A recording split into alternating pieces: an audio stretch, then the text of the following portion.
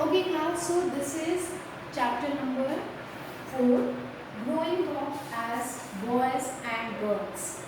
ठीक है.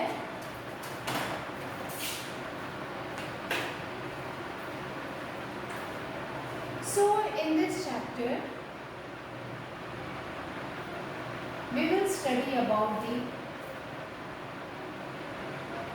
boys and girls जो ग्रो अप करते हैं, बड़े होते हुए बच्चे. अब बॉयज एंड गर्ल्स के आइडेंटिटी का सोसाइटी इसके बारे में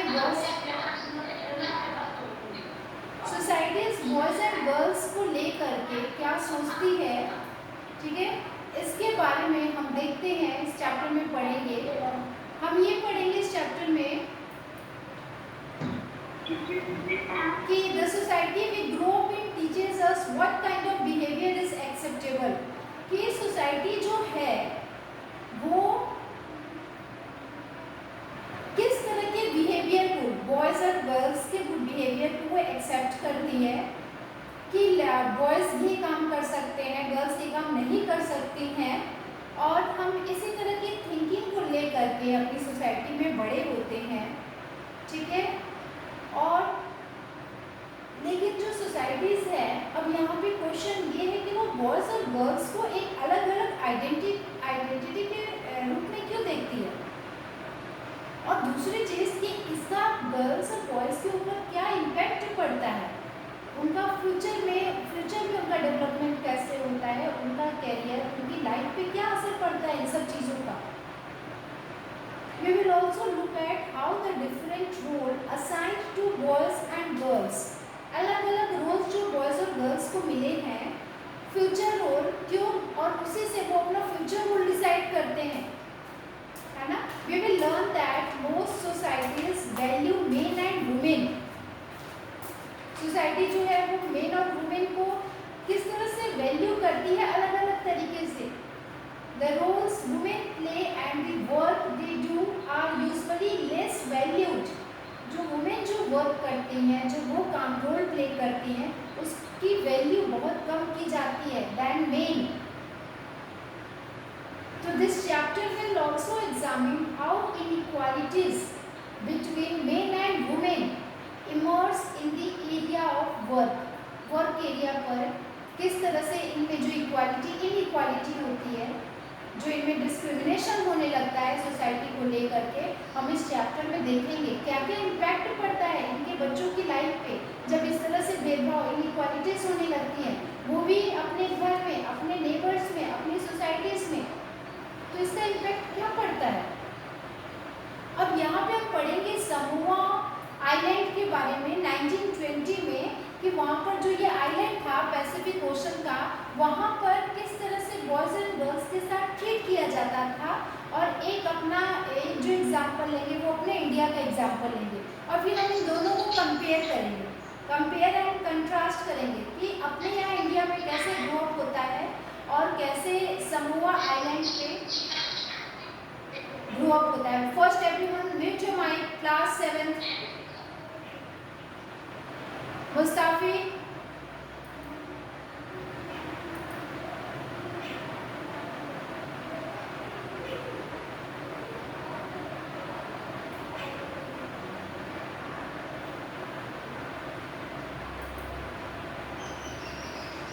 और फिर हम क्या देखते हैं, फिर हम इस चैप्टर में देखेंगे थर्ड पॉइंट कि ये एक पिक्चर है, स्टोरी बुक है, जिसमें हम देखते हैं कि कैसे रोल चेंज, थोड़ा सा मदर ने अपनी रोल चेंज कर लिया तो घर पे इसका क्या इम्पैक्ट पड़ा. फिर हम देखते हैं हाउसवर्क को किस तरह से वैल्यू किया जाता है, जो घर में मदर हमारी दिन भर काम करती है उनके काम की वैल्यू, और अपने फादर के काम की वैल्यू को देखेंगे कि किसको कितना इम्पोर्टेंट मिल रहा है. और हम ही नहीं, सोसाइटी में लोग करते हैं. लाइफ ऑफ डोमेस्टिक वर्कर्स, जो घर में काम करने वाली जो वर्कर्स होती हैं, जो सर्वेंट्स होती हैं, जो मेड होती है, उनकी लाइफ कैसी होती है, ठीक है. और women's work and equality, women के काम पर और सोसाइटी में उनकी इक्वालिटी को लेकर हम इस चैप्टर में देखेंगे. So start the chapter. अब देखो, सबसे पहले जो कहानी स्टार्ट होती है वो है समोआ आइलैंड की. अब जो समोआ आइलैंड है ये पैसिफिक ओशन में है, एक छोटा सा southern part of Pacific ocean, वहाँ पे एक आइलैंड है और वहाँ पे एक रिसर्च किया गया मेल और फीमेल के वर्क को लेकर के। वहाँ पे इनके जो ग्रो अप बच्चे थे गर्ल्स और बॉयज़, उन पर एक रिसर्च किया गया। तो जो रिपोर्ट आई उसमें ये पता चला कि चिल्ड्रन, वहाँ के जो बच्चे हैं, they did not go to school, वो स्कूल नहीं जाते थे। तो फिर उनकी लर्निंग कैसे होती थी? वो लर्न करते थे they how to take care of children, और वो लर्निंग करते क्या थे, वो फिर नई नई चीज़ें क्या सीखते थे? वो सिर्फ ये सीखते थे कि बच्चों की देखभाल कैसे करनी है, how to take care of children और how to do household work. समझे? 1920 में क्या हुआ कि एक रिसर्च आया, रिपोर्ट आई, समोआ सोसाइटी के जो बच्चे हैं उनके ऊपर किया गया था और उसमें पता चला कि वो बच्चे स्कूल नहीं जाते हैं और वो जो चीज़ सीखना चाहते हैं, वो कोई एजुकेशन नहीं लेना चाहते थे, वो ये जानना चाहते थे कि चिल्ड्रन का टेक केयर कैसे करना है, बच्चों की देखभाल कैसे करनी है, हाउस होल्ड घर के काम कैसे किए जाते हैं। और वो ये सब सिखाने के लिए कोई टीचर नहीं होते थे, वो अपने से बड़े बच्चों के साथ रह के सीखते थे और या फिर एडल्ट के साथ रहते थे। एडल्ट मतलब जो बड़े लोग होते हैं, जैसे मदर, ठीक है। तो ये इन लोगों से ये लोग ये काम सीखते थे, इनकी लर्निंग होती थी।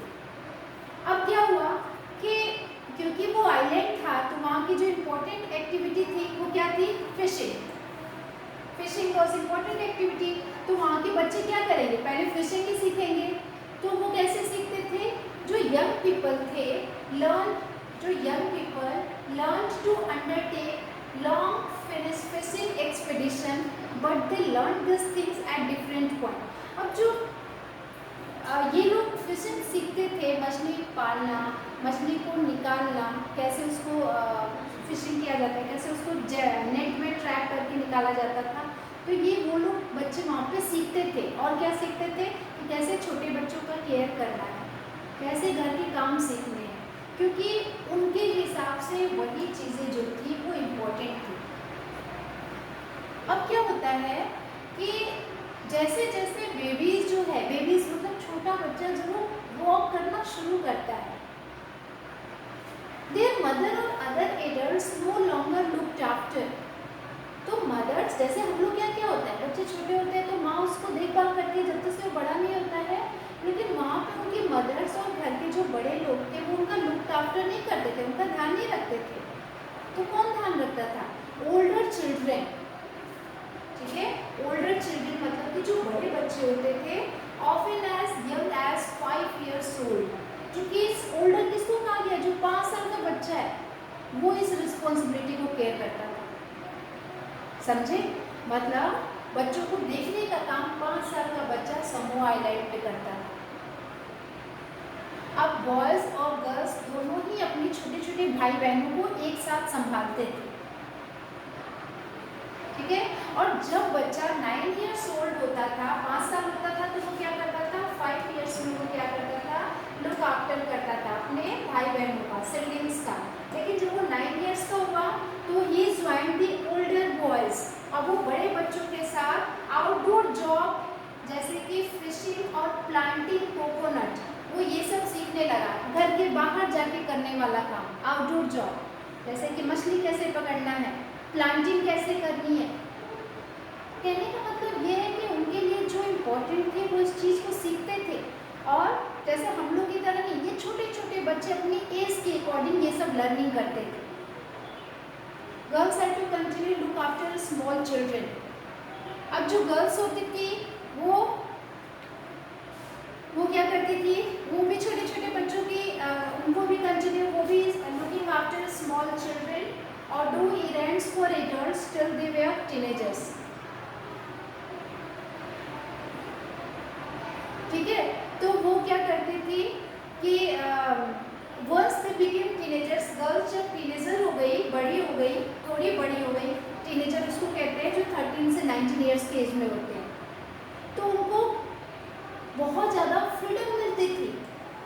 मतलब once they became teenagers they had much much more freedom after the age of 14, और जब वो 14 की एज के बाद गर्ल्स ऑल्सो वेंट एंड, वो भी फिशिंग शिप पे जाती थी मछली पकड़ने के लिए और प्लांटेशन में काम करती थी और learn how to weave basket, basket कैसे बनाया जाता है। तो ये इस तरह के काम समोआ आइलैंड पे रहने वाले बच्चे करते थे।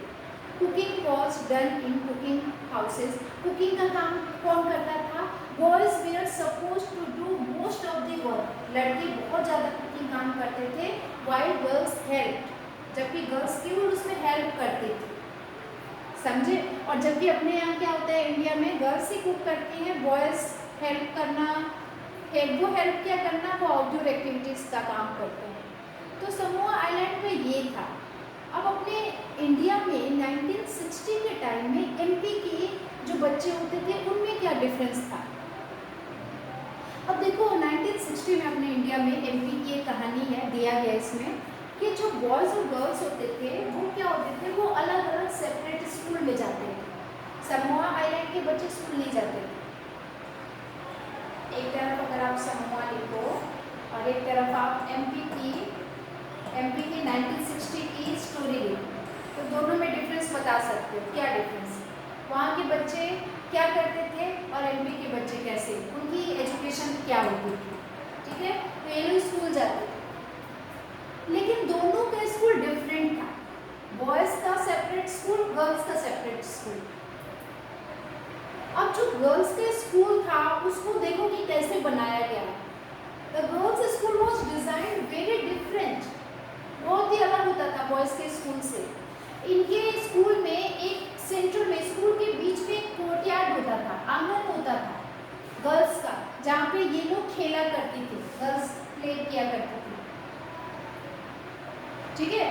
और फिर क्या हुआ कि safety from the outside world, the boys school had no, जबकि बॉयज़ के स्कूल में कोई कोर्टयार्ड नहीं होता था, नो कोर्टयार्ड। तो वो कहाँ खेलते थे? इनके स्कूल के सेंटर में कोर्टयार्ड होता था जहाँ पे वो लोग एक साथ खेलेंगे और ये लोग जाके बाहर प्लेग्राउंड में खेलते थे। तो ये तो हो गई खेलने की बात।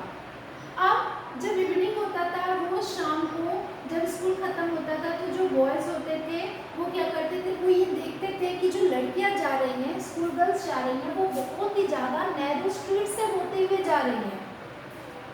अब उनके स्कूल का डिज़ाइन इस तरह से था कि जब वो निकलेंगी तो एकदम लड़कियों का जो रास्ता था वो नैरो स्ट्रीट, पतली पतली गलियां होती थी। अब ऐसा लगता था उन स्ट्रीट्स को देखने के बाद कि ये इसलिए बनाया गया कि वो लोग सेफ्टी इजीली निकल जाए वहाँ से, लेकिन ऐसा बॉयज़ के साथ नहीं था। वो लोग तो खेलते हुए, कूदते हुए अपने साइकिल से आराम से निकलते थे। अब यहाँ पे है कि for the girls the street was simply a place to get straight home, कि सीधे यहाँ से आपको इसी सीधे रास्ते से आपको अपने घर तक निकलना है।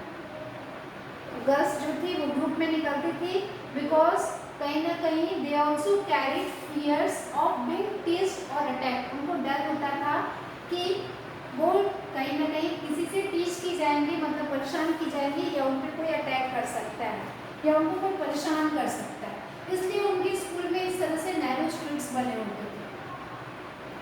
अब आप दोनों एग्जाम्पल को देख लिए। अब आप देखो कि दोनों ही अलग अलग किस तरह से different ways of growing up का, मतलब उनके जो बच्चे बड़े हो रहे हैं, दोनों जगह के बच्चों में कितना डिफरेंस है, ठीक है।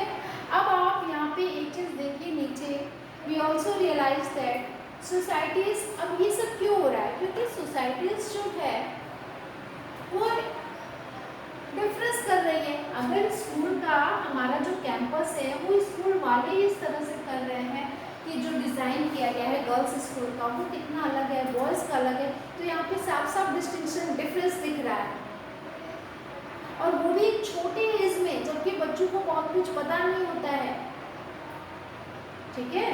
अब इसको एक एग्जाम्पल से समझो कि अगर किसी बॉय का बर्थडे है तो उसको कार्ड्स दिया जाता है कार खेलने के लिए, लेकिन वही किसी गर्ल्स का बर्थडे होता है तो उसको डॉल दिया जाता है कि आप डॉल से खेलो।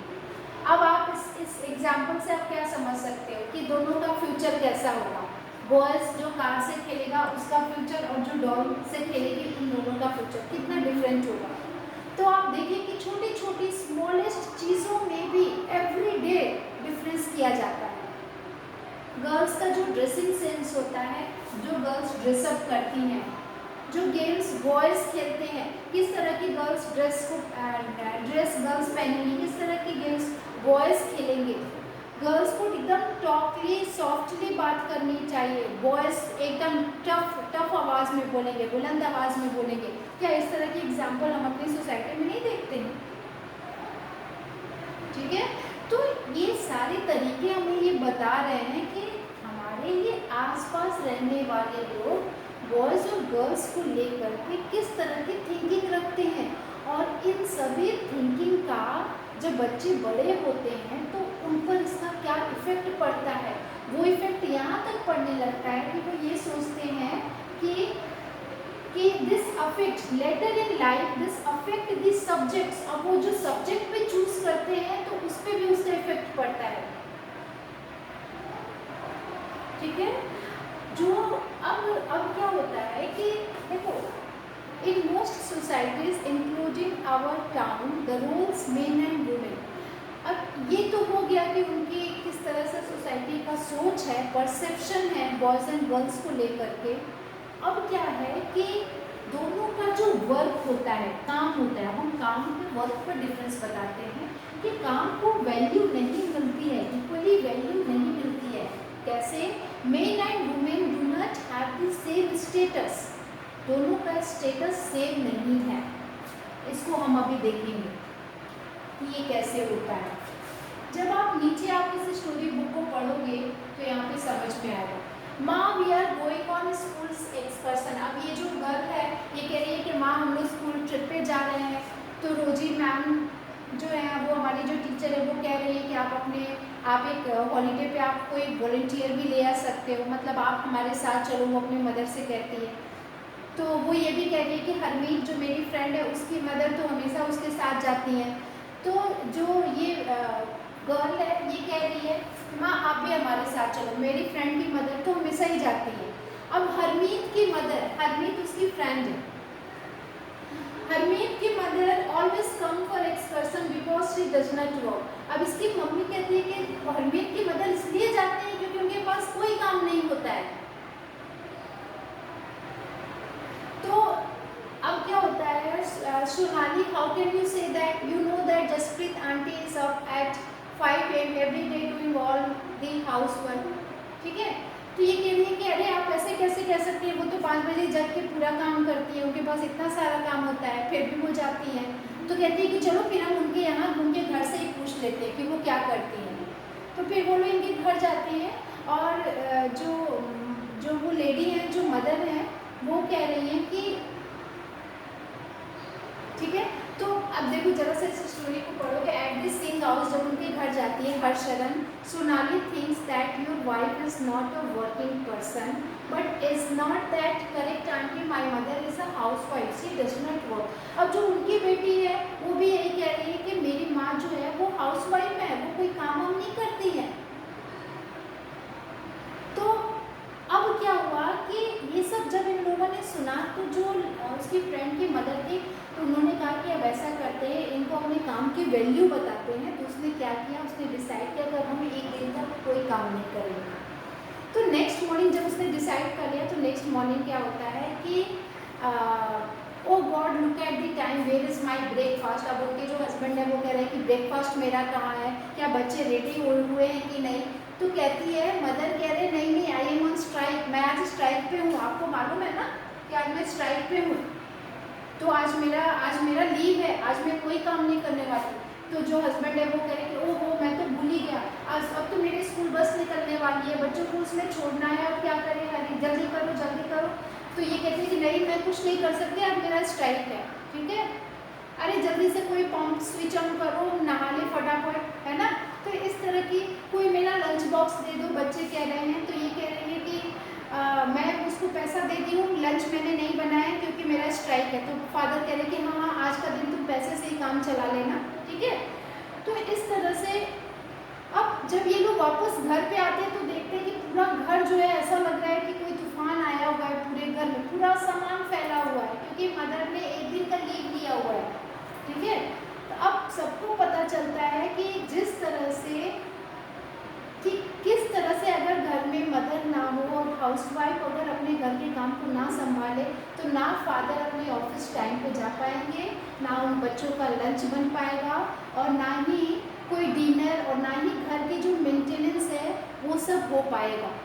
तो एक मदर का रोल जो वो डेली 24 आवर्स काम करती है, ठीक है, सोने का टाइम निकाल देना, तो जो वो काम करती है तो उसका जो वर्क है उस वर्क की वैल्यू यहाँ पे बताई गई है उस स्टोरी से, ठीक है।